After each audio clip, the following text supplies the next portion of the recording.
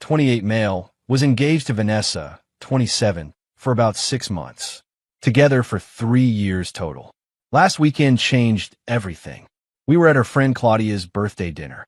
Nice restaurant, about 12 people. I was telling a story about helping my coworker through his divorce, how he'd broken down in the parking lot, and I'd stayed with him for 2 hours. So I just sat there with him. Sometimes people just need someone to listen, you know? Vanessa laughed. Loud. Oh my God. You sat in a parking lot for 2 hours listening to Craig cry? That's so you. What's that supposed to mean? You're like an emotional support animal. Always trying to fix everyone's feelings. Her friend Jenna looked uncomfortable. That's actually really nice of. Nice. Vanessa cut her off. It's exhausting. Last week he spent 3 hours helping our neighbor after a cat died. A cat. He made her tea and everything. Mrs. Chun is 74 and lives alone. Whiskers was her only. See? There he goes again. You're too sensitive, Benji. It's embarrassing. Grow up. The table went quiet.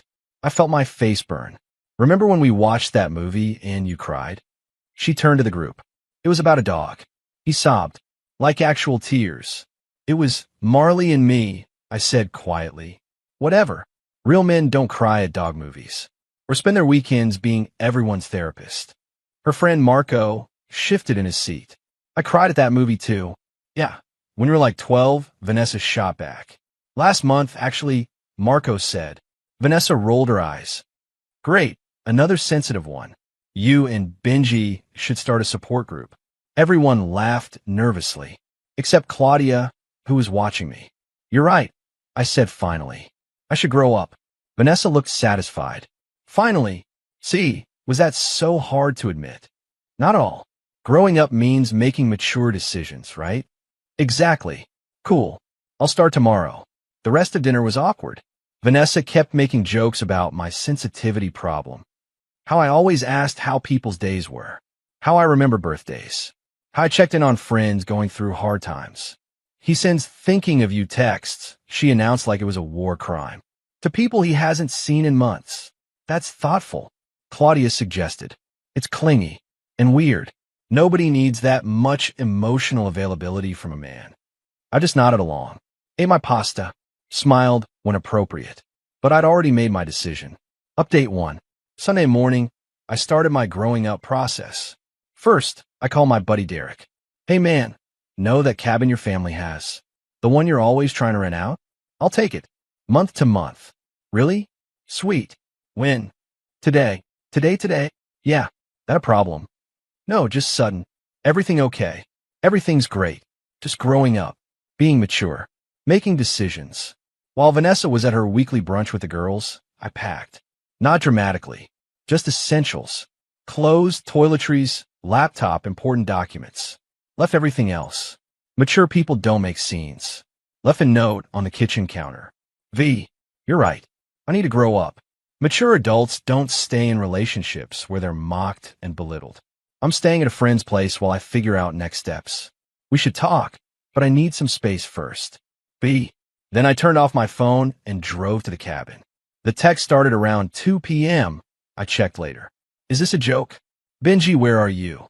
This is so immature. You can't just leave. I was just joking at dinner. Stop being so sensitive. Ironic, that last one. But here's where it gets interesting. Around 6 p.m., I got a call from Claudia. I almost didn't answer, but something made me pick up. Benji? Thank God. Are you okay? I'm fine, Claudia. Thanks for asking. Vanessa is losing it. She called everyone from dinner, ranting about how you abandoned her over nothing. But that's not why I'm calling. Can I ask you something? As someone who's apparently too sensitive. Sure. My dad. He's been diagnosed with early-stage dementia. I haven't told anyone yet.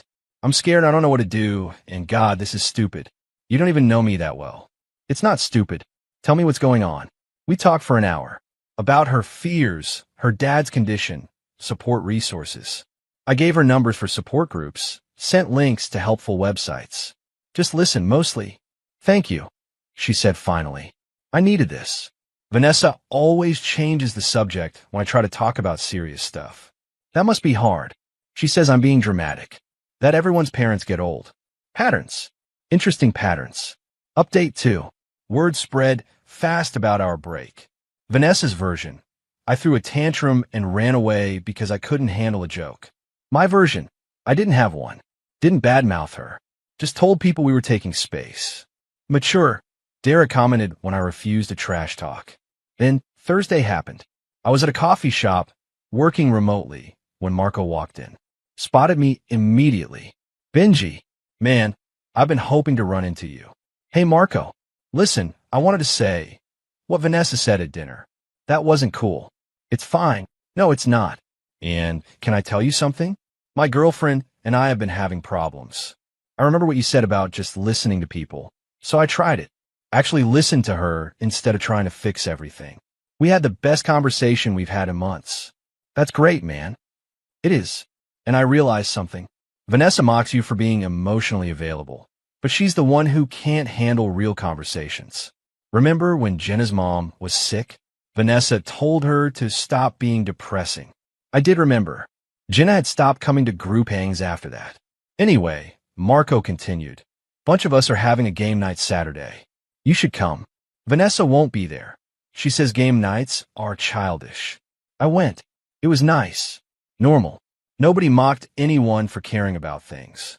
That's when Jenna pulled me aside. Claudia told us about her dad and how you helped. She needed someone to talk to. She tried talking to Vanessa first.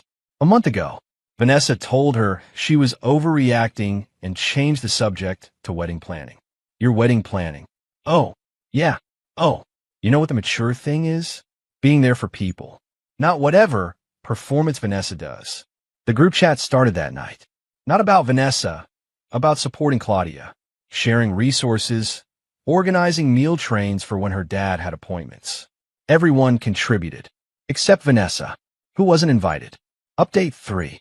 Vanessa found out about the group chat when Claudia thanked everyone on social media for their support, tagged everyone who'd helped, including me, especially me. Actually, I don't know what I would have done without these amazing friends. Special shout out to Benji, who listened when I needed it most and helped me find the best care team for my dad. This is what real friendship looks like. My phone exploded. V, you turned my friends against me. V, this is so manipulative. V, using Claudia's situation to get back at me? Pathetic. V, they had game night without me. Then she tried calling. 23 times in an hour. I answered on the 24th. Finally, how dare you? Vanessa, I'm at work. What do you need? What do I need? I need you to stop poisoning my friends against me. I haven't said a single negative thing about you. Bullshit. They're all taking your side. There aren't sides. We're broken up. They're allowed to be friends with both of us. They chose you. They chose kindness. That's different. Don't get philosophical with me. This is what you wanted. You planned this. I planned to help Claudia's dad. Did I also plan Jenna's mom getting sick? Or Marco's relationship issues? You probably... Vanessa, your friends aren't choosing me over you. They're choosing to be around people who don't mock them for having feelings. I don't. You called Claudia dramatic. Told Jenna she was depressing. Said Marco was another sensitive one like it was contagious. Those were jokes. Nobody's laughing. She hung up, but she wasn't done. That weekend, she showed up at the cabin. Derek called to warn me, but she was already pounding on the door. We need to talk. I opened the door. Okay.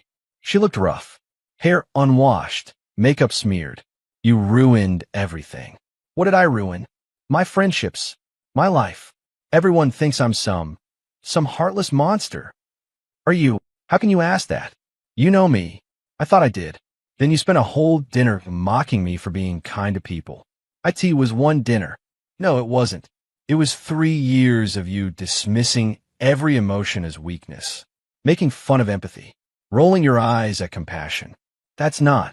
I'm not. Remember when my grandmother died? You gave me 2 days to get over it. When Derek's kid was born premature, you complained I spent too much time in the hospital. When Mrs. Chen's husband passed, you said I was weirdly obsessed with checking on her. She stared at me. Those were different. Ow.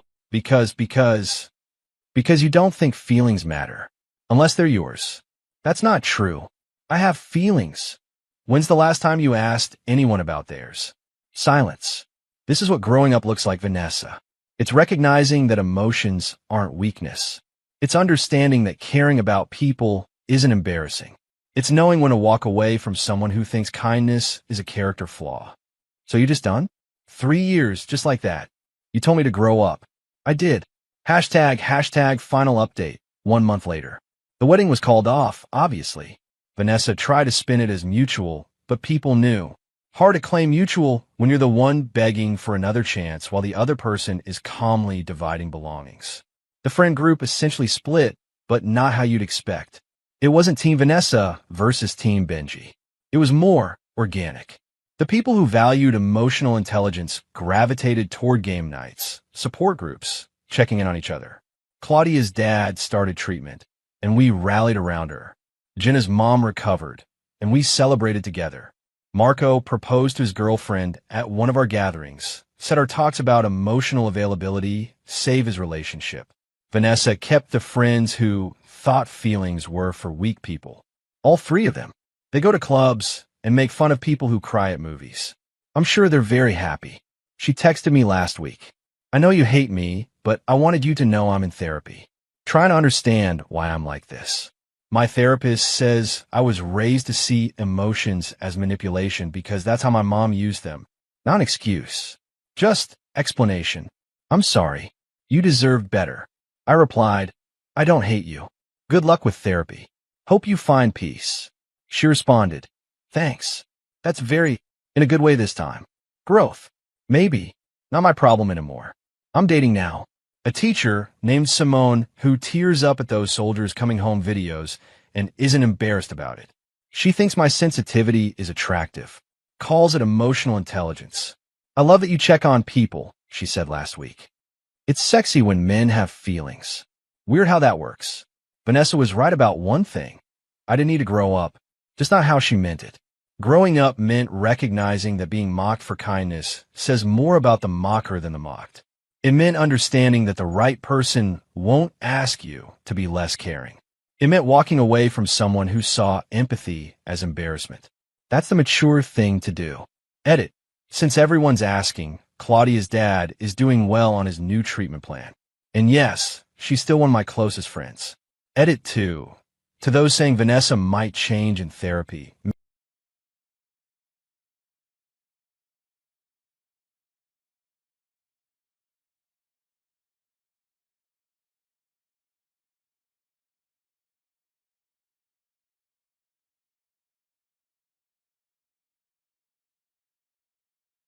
All of that Southeast Asia. And so when there's a lot of articles about this, a lot of editorials, a lot of articles, and they make me so, Joe, they make me so mad because they say correctly that having a child at an older age will do this to some extent. Not wanting to have children, as many children, will do this to some extent, but they never mention toxics. They just, and so I've written editorials saying, hey, guys, we're not alone on this planet, and we're not the only species that's declining in number. And then if you look at the curve of the number of species that are declining and the rate of decline of human fertility, they're parallel. It's all about 1% per year. And so and we know they're exposed, these other species. You showed it. Those fish in that water are exposed and, animals on the periphery. So I would love for everybody, when they look at these numbers of declining fertility, consider that it's not all choice. Right. Animals are not choosing to have their children later or to delay childbearing, right? They have big careers. Right. Beavers are trying to make dams. They don't have time for children. Right. Exactly. Yeah. So for me, it's not, those are good, those are explanations for sure. Obviously, when you get older, your fertility is less. Obviously, if you have a busy life and you don't have time to have children, you shouldn't have children. But the toxics matter. They matter a lot. 100%. Yeah. And the animals, is the issue exposure to water that has these chemicals in it because of pollution? What is